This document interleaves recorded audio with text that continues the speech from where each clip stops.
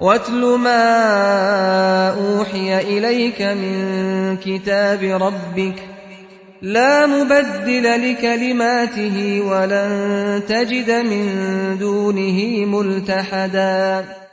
الحمد لله رب العالمين، والصلاة والسلام على أشرف المرسلين نبينا محمد وعلى آله وصحبه أجمعين. We continue inshallah ta'ala with Surah from the Tafseer of Imam Sa'di rahimahullah, and with ayah number 34. Ayah number 34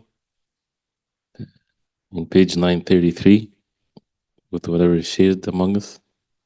So ayah number 34 from Surah Al-Kahf and what comes after inshallah. يقول الله عز وجل: أعوذ بالله من الشيطان الرجيم. وكان له ثمر فقال لصاحبه وهو يحاوره أنا أكثر منك مالا وأعز نفرا ودخل جنته وهو ظالم لنفسه قال ما أظن أن تبيد هذه أبدا وما أظن الساعة قائمة ولئن رددت إلى ربي لأجدن خيرا منها منقلبا. The translation: and he had fruit, so he said to his companion while he was conversing with him, I am greater than you in wealth and mightier in numbers of men. And he entered his garden while he was unjust to himself. He said, I do not think that this will perish ever, and I do not think the hour will occur. And even if I should be brought back to my Lord, I will surely find better than this as a return. And we'll see inshallah if we'll continue with the next verses if the time permits by the will of Allah subhanahu wa ta'ala. And with the set of verses of the stories in the surah, inshallah I ask everyone that before the session starts that you at least start from the beginning of the story to read it on your own, so that because the verses one leads to the other, instead of going back and repeating what has been mentioned before. And this is always the case when it comes to preparing for the dars, is even to read the dars before, because if we're studying from a book, one of the things that always the ulama mention is that you prepare for it by reading it. And it doesn't have to be that you would understand everything in it, but you would read it, and it makes a big difference in understanding what is being said. So assuming, inshallah ta'ala, that we all are aware of what has been mentioned before, not just in the verses, but in the tafsir and the benefits that are mentioned. And this is the story of the two men, which basically focuses mainly on the fitna of wealth and what does it do to the person and what does it do to the hearts and other benefits that comes with it, and how to protect ourselves from all of these fitan, all of these trials in this life, by knowing what's in the wahy, what's in the revelation from Allah. And the previous verses made these principles. وَاتْلُ مَا أُوحِيَ إِلَيْكَ مِنْ رَبِّكَ, recite what have been revealed to you from your Lord. وَقُلِ الْحَقُّ مِنْ رَبِّكُمْ, say the haqq, the truth is from your Lord.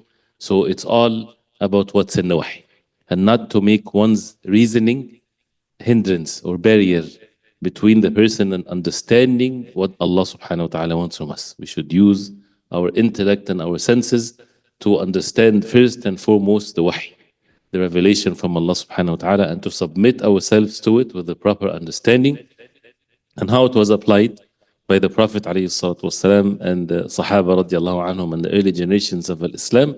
This is how a person save himself from the fitna with the ilm, because the fitna of the ilm is going to come also, inshallah. There's a fitna with ilm, or a trial with the knowledge, if a person doesn't take it in the right way. So here in this ayah, after what Allah subhanahu wa ta'ala mentioned about the two gardens that was given to this first man that is mentioned, it's given so much wealth with all different details of it as mentioned before. So in this ayah number 34, he says, وَكَانَ لَهُ ثَمَرٌ. So this is صاحب الجنتين. He had thamar, and the thamar is not necessarily fruit. It's whatever the produce of the trees and the plants and so on. So he says here in Tafseer, Imam Sa'di rahimahullah, he says, أي فقال صاحب الجنتين لصاحبه المؤمن. وكان له ثمر, he had thamar, he had produced the gardens, and not just it looks nice, but it also produce perfect and the best produce that he can ever receive. And as mentioned before, basically physically with what Allah gave him, he has no complaints, which is rarely to happen to anyone. So no complaints from his side when it comes to the materialistic things and that he had this favor from Allah subhanahu wa ta'ala bestowed upon him.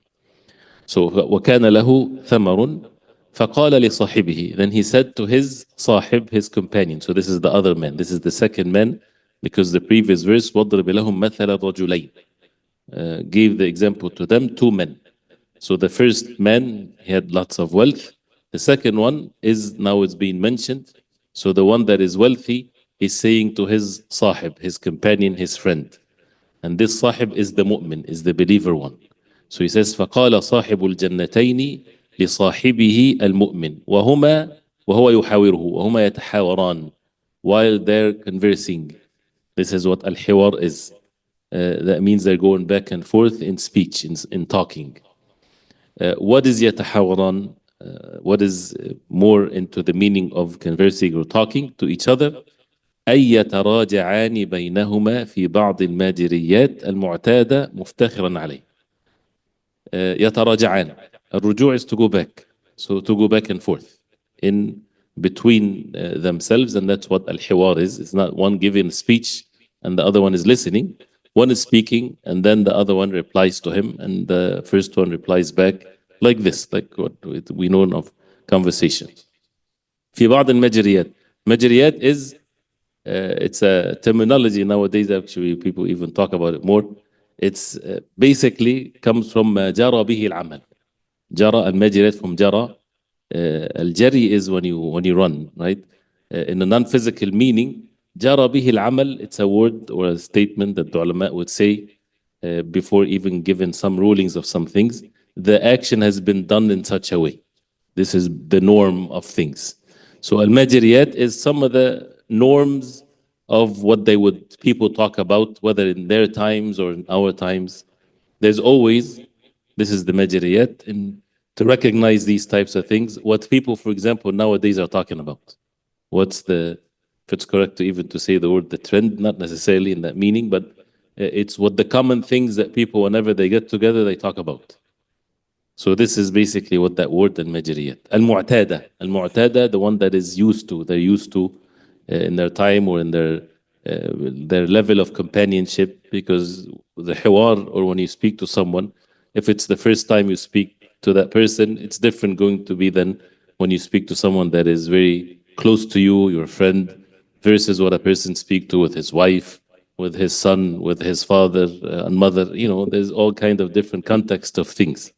And it's also one of the things to be aware of, right? When a person is speaking to someone, you have to be aware, who are you speaking with? You don't speak to the king the same way that you would speak with your child. And many of it is, or a big portion of it is understood by any human being that have the ability to think.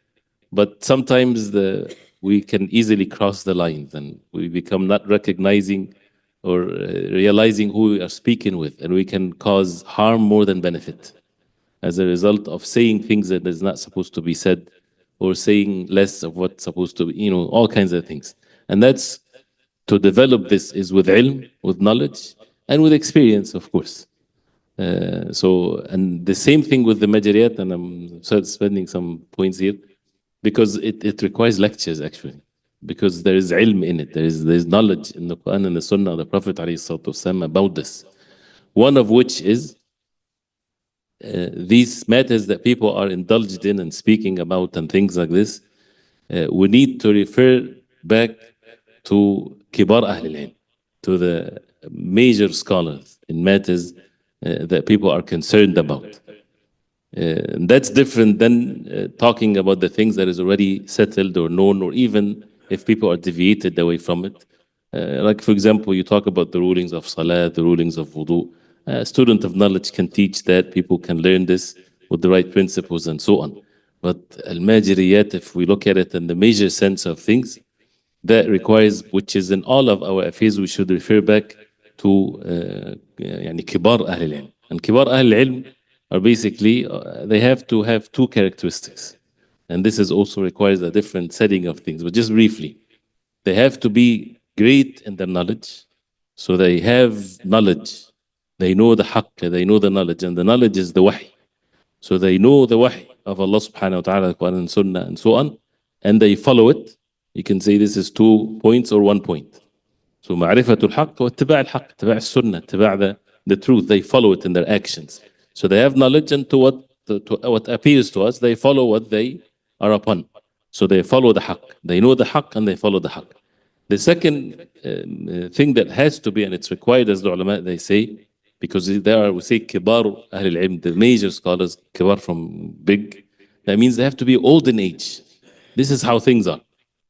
Right? The longer the person lives with the condition, with the first one, not without the first one, you add to this the experience, the way of how to deal with people, how to deal with situations, that it's with the ilm and the practicality of it and the fear of Allah. This is the perfect combination. And that's why referring to them, a person is safe. They have more aql, more reason. Sometimes a person, when he's young, has lots of knowledge, mashallah. But as being young, you find yourself want to rush into things. You have, people might think it's more bravery, it might be foolishness. So with wisdom, with knowledge, with hearts being safer from fitan and trials. So that's why, to avoid the confusion, don't listen to those who do not have these conditions in them, in the majriyat, in the things that people are upon. And you don't have to speak about every matter that happens on the face of earth if you're not qualified for it. It's fine. This is absolutely fine. Leave these matters to the people of knowledge. And if they don't, then stay away.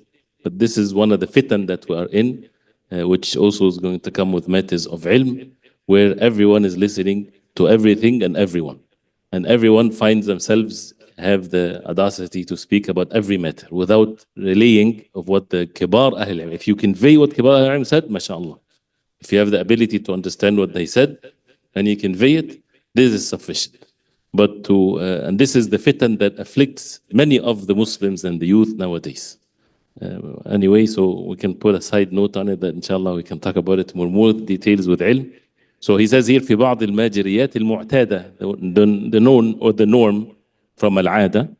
He said that مفتخرا عليه. He was saying this with the arrogance that he has, al-fakhr, that he sees himself better than his friend and his companion, of a higher status.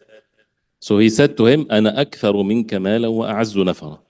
I'm أكثر منك مالا, I have more than you wealth, وأعز نفرا. Al-'izza is either it's honor or might, power. Nafar refers to human beings. That means he has mightier followers, people that would help him. And as we said before in the tafseer, it's important to understand when something is being said, it's said with what attitude, with what intentions, right? And that's why even when Allah subhanahu wa ta'ala talks about the disbelievers, is it they are making mockery, or they saying something by making mockery of things, or they stating something, a fact, or Allah subhanahu wa ta'ala is warning them, or what is the context, what is the state of what is being mentioned? So if someone says, I have more wealth and I have more power, it's physically, yes, he has more money and physically he's stronger, so he's not lying. So is it okay for someone to say that? It depends. So he's saying that the statement, the same statement, he's saying it in an evil way. That means he's sinful by saying this. Why? Because he's saying that out of arrogance and not attributing things to Allah subhanahu wa ta'ala, not humbling himself and so on. The same statement might be in a good way if it's different circumstances. So he said that مفتخرا عليه, out of the fakhr, أنا أكثر منك مالا وأعز نفرا. He says فخر, this is the verb of al-iftikhar. فخر means he's now boosting his pride, arrogance. بكثرة ماله, by the abundance of his wealth. وعزة أنصاره, and the izzah, the might, the power of his ansar, his followers, his helpers. من عبيد وخدم وأقارب, slaves, servants, relatives, whatever he has. And this iftikhar, whoever becomes arrogant as a result of this, or even thinking that he has something better than others in a way that would make him feel that he's better than them. So whether he says it out of arrogance or just said it, and for someone to think that he is better than others if he has more money. This is in the المعنى المجرد. معنى المجرد meaning without any attachments to it. Like this is a very clear statement or a principle without any circumstances, meaning whoever think that more wealth and more physical power makes a person better than others, this is what jahl. This is ignorance. So see how Allah subhanahu wa ta'ala makes things easy for a person to see who's ignorant and who's not, or what's ignorant and what's not. So don't question these matters in yourself. Someone thinks that he is better because he has more money and he has more physical power, that means he's ignorant. And it's not about pointing fingers, but it's about understanding things, seeing things in its real way and form, not to be deceived. But many people, they would think it's the opposite. Someone has so much wealth and so much power, they think that he's the smartest man on the face of earth. He's the one to listen to. He's the one to be followed. And look at how the world is. That's the norm, which is opposite to what the wahy is, and opposite to even real intellect. Right? And someone being smart and making money doesn't mean that he knows everything. But anyway, so this وَهَذَا جَهْلٌ مِنْهُ. This is ignorance from him. وَإِلَّا, because otherwise, when you think about it, فأي افتخار بأمر خارجي ليس فيه فضيلة نفسية ولا صفة معنوية. What is افتخار? What is type of افتخار or فخر or being think that a person is better than others in something that is بأمر خارجي, in something that is external, that does not have any fadila, does not have any virtue, and نفسية, inward or personal virtue, ولا صفة معنوية ولا صفة معنوية, and there's no non-physical attribute in this. There's nothing whatsoever. وإنما هو بمنزلة فخر الصبي بالأماني التي لا حقائق تحتها. It's exactly like the fakhr or the pride of a child with the wishful thinking, al-amani, that there's no reality to it whatsoever. This is exactly the same. So that's the fakhr with something that is not of any virtue whatsoever. Whether he earned it or not, it doesn't matter. But this has nothing to do with one's truth or goodness or anything like this. So then he says, ثم لم يكفيه هذا الافتخار على صاحبه. That did not, he was not sufficed by this. لم يكفيه هذا الافتخار, was not sufficient for him. حتى حكم بجهله وظلمه, till he made the hukm upon himself of how ignorant he is and how unjust and evildoer he is. وظن لما دخل جنته, and he thought to himself when he entered his Jannah, فقال ما أظن أن تبيد هذه أبدا. See how the ignorance led him to what? To say that I don't think this will be ever perished. ما أظن, I don't think that أن تبيد. Al-ibada is when something is completely wiped out. You know, they use the same word for genocide. حرب الإبادة. They want to wipe out everyone. So ما أظن أن تبيد, أي تنقطع وتضمحل, to be severed, to be completely removed. هذه أبدا, this, it refers to the garden. أبدا, forever.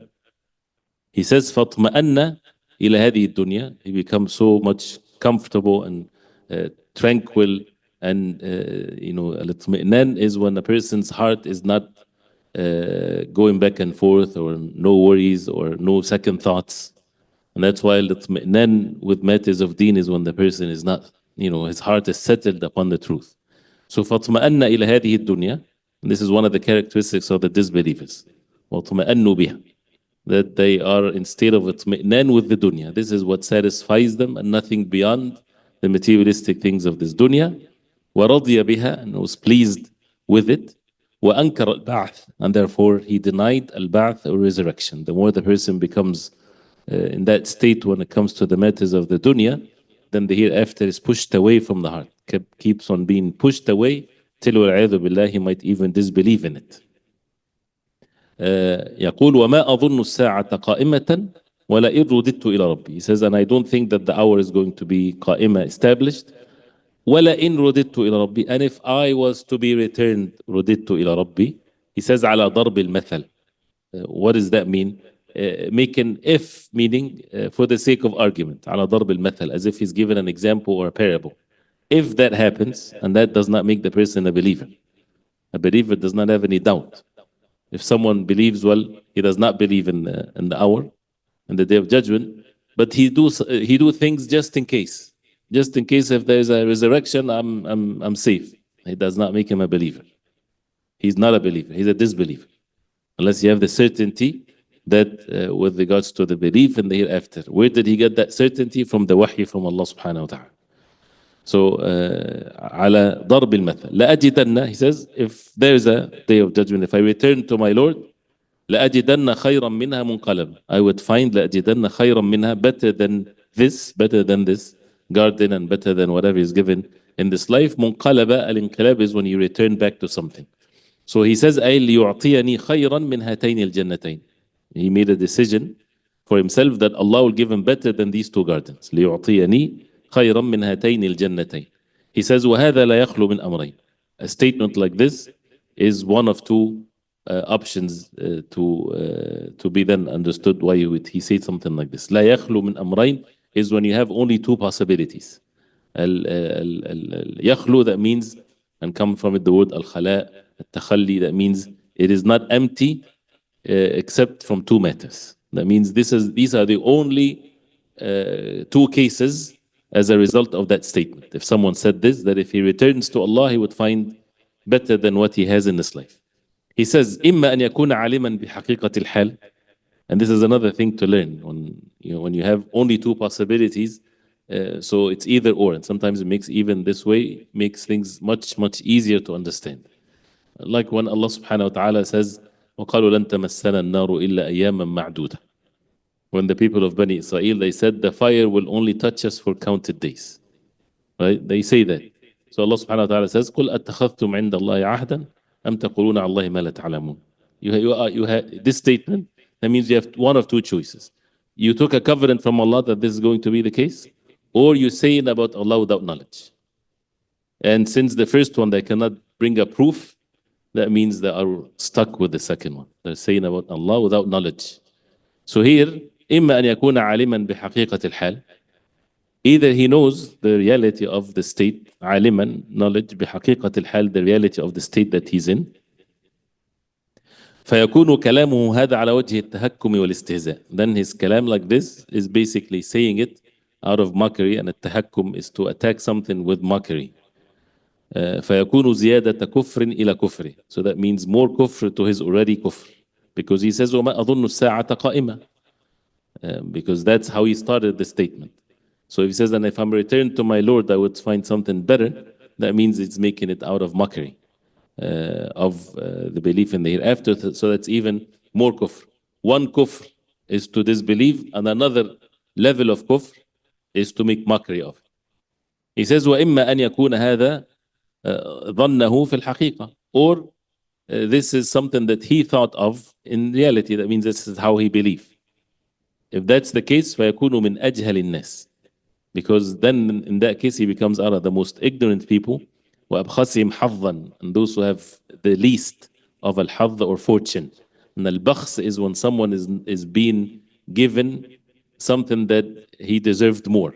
He chose to lose, basically. وَأَبْخَسِهِمْ حَظًّا, and he's the least of them in fortune. مِنَ الْعَقْلِ, from reason. He's ignorant. He does not have any intellect whatsoever. Because of what he said. How can something like that be? فأي تلازم. Why? Because what is then التلازم is since therefore. It's by necessity. بين عطاء الدنيا وعطاء الآخرة. This is also, if a person is free from this, is a great favor from Allah. Even though it seems and it sounds and it looks very clear, but still, for some reason, the human beings, they fall into this trap. And it's repeated in the Quran that there's no talazum. They don't go together. You don't have to, if this, therefore this, they don't go together. What is it? عطاء الدنيا وعطاء الآخرة. What a person is given in this dunya versus what he's going to be given in the hereafter. They don't go together. So if someone is given money, it doesn't mean that he's going to be in the Jannah in the hereafter. If someone is given power in this life, it doesn't mean that Allah is pleased with him. This has nothing to do with anything of the hereafter.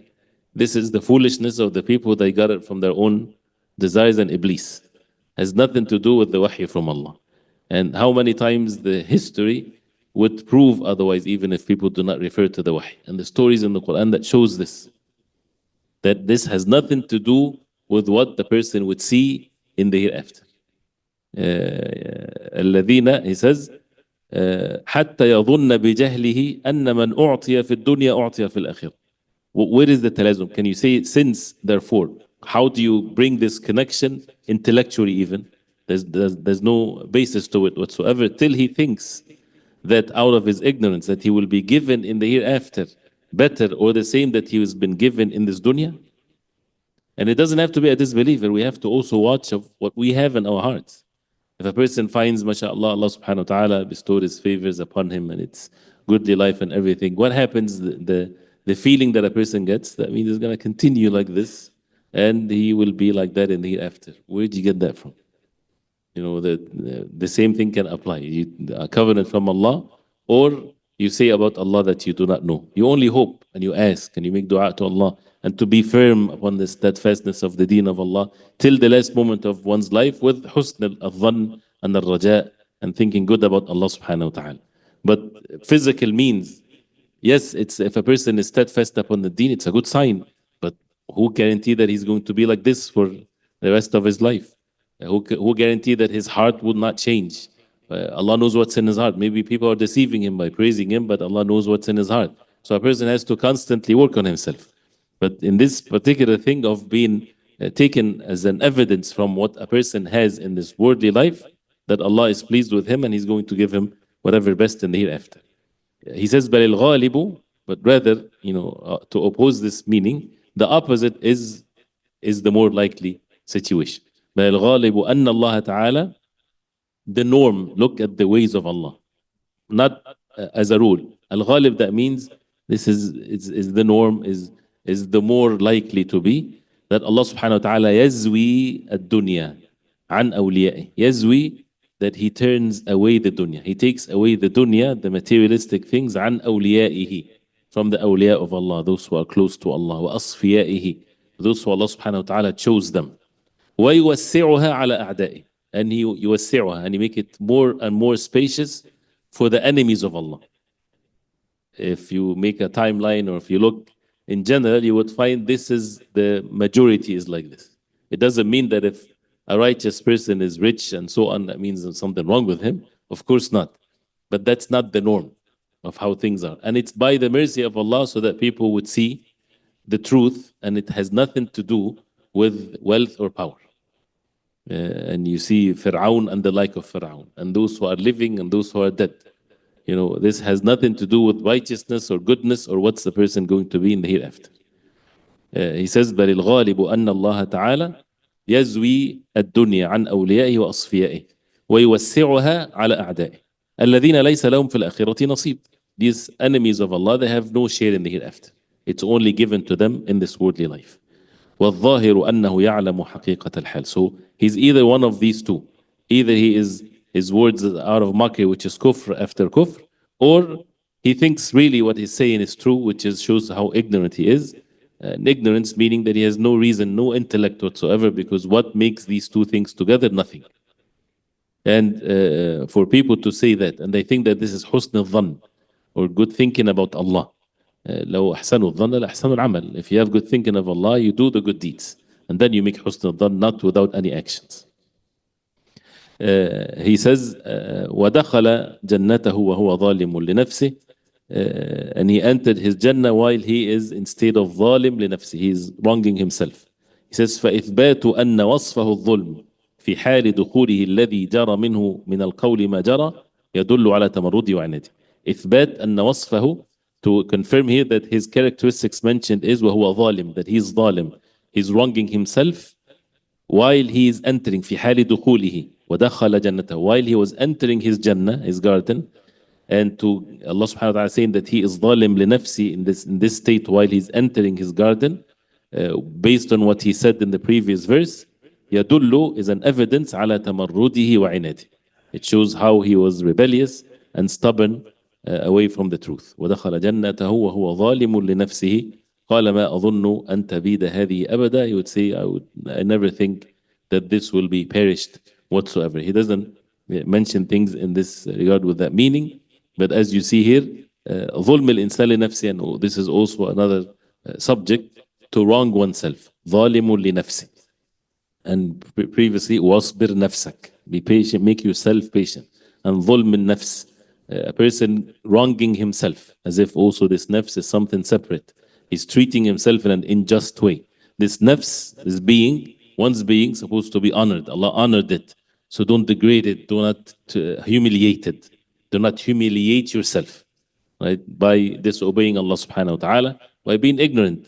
This nafs has intellect. Allah bestowed His favors upon it for people to think in the proper way. So when someone acts and speak foolishly with arrogance like this, he humiliated himself. He wronged himself. He's treating himself with so much injustice. When also he said, ما أظن أن تبيد هذه أبدا. This is the dhulm. That he would say that I don't think it's going to be ever perished or ruined or does not exist anymore. Which is, there's nothing more ignorant than this. How can someone think that things will be forever? But this is how the ignorance and the blindness that he would have in his own self. And it was said, whether it's he entered the Jannah alone, or it seems from the context, as Imam al-Qurtubi rahimahullah and others, they said, as if this is part of the conversation. So he's speaking with his friend, and he took him with his hand, and he walks into the garden, and he says, look at what I have. I don't think this would never be perished like this. And while being in that state of kufr, in that state of dhulm, which, as they say, and Imam Qurtubi says, وَهُوَ جُمْلَةٌ فِي مَوْضِعِ الْحَالِ. This is the jumla, or the word, or the sentence that is being said in that state that he's in. وَمَنْ أَدْخَلَ نَفْسَهُ النَّارَ بِكُفْرِهِ فَهُوَ ظَالِمٌ لِنَفْسِهِ. Whoever make himself enter the hellfire, he is wronging himself. He is doing injustice to his own self. This is all the foolishness and the weakness of the yaqeen and the certainty that he has. We'll stop here, inshallah ta'ala. And as you see, especially with the tafsir, there's no end to the benefits, because the words of Allah are attribute of Allah. ليس كمثله شيء. Nothing is the like of Allah subhanahu wa ta'ala. So therefore, it's a personal, then after understanding the meanings of the Quran, is to benefit from it, and never to cease with the benefit in every single details of one's life, and it makes the matter and life of a person very clear to him. So وَكَانَ لَهُ, I'll read it one more time in Arabic, inshallah, then we'll end. He says, أي فقال, if you want to follow, inshallah, if you have any questions. قال أي فقال صاحب الجنتين لصاحبه المؤمن وهما يتحاوران، أي يتراجعان بينهما في بعض الماجريات المعتادة مفتخرا عليه: أنا أكثر منك مالا وأعز نفرا.